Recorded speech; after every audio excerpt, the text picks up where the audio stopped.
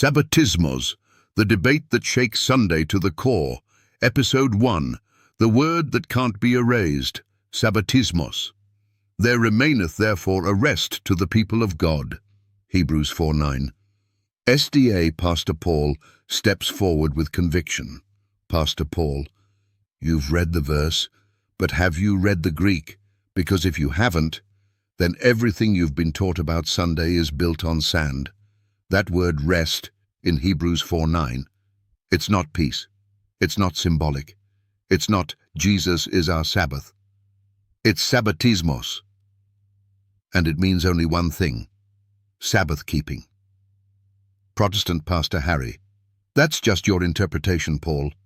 The New Testament clearly says we have rest in Christ. He fulfilled the law. We don't need a literal day anymore. Pastor Paul, wrong, Harry. I'm not interpreting. I'm quoting every major Greek authority. Thayer's lexicon, Sabbatismos, a keeping of the Sabbath. Strong's Concordance, G4520, Sabbath observance. BDAG, Greek lexicon, Sabbath celebration, observance of the seventh day. Louanida lexicon, religious observance or celebration of the Sabbath. Theological Dictionary of the New Testament, Sabbatismos refers to literal seventh-day observance. It's not spiritual, it's not symbolic, it's literal. And it appears after the resurrection, in a letter written to New Covenant believers. Pastor Harry, but Paul preached liberty. He said, we're not under the law. That includes the Sabbath. Pastor Paul, and Hebrews 4 is part of the New Testament, is it not? Let's walk through it. Verse 4. God did rest the seventh day. Verse 6. It remaineth that some must enter therein. Verse 9.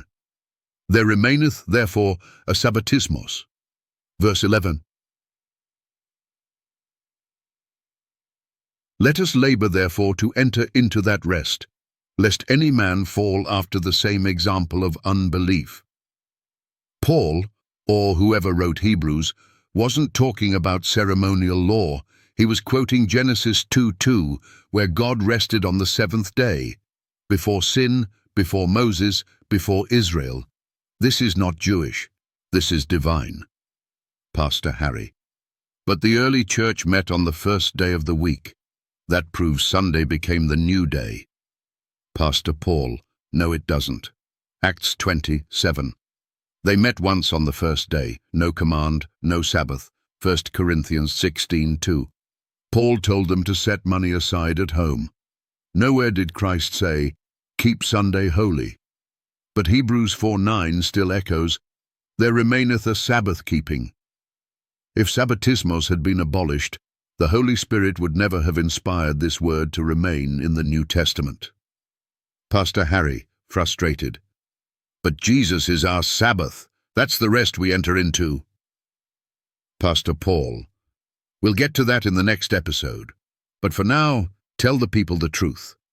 Can you erase the Greek word Sabbatismos? Can you show me one verse where God says Sunday replaced the Sabbath? If not, you're not defending the Bible, you're defending tradition. Closing challenge, Pastor Paul. I dare every pastor, priest, scholar, and skeptic, prove me wrong. Open your Greek New Testament, read Hebrews 4:9, and tell the world what Sabbatismos really means, because as long as that word stands, Sunday worship falls.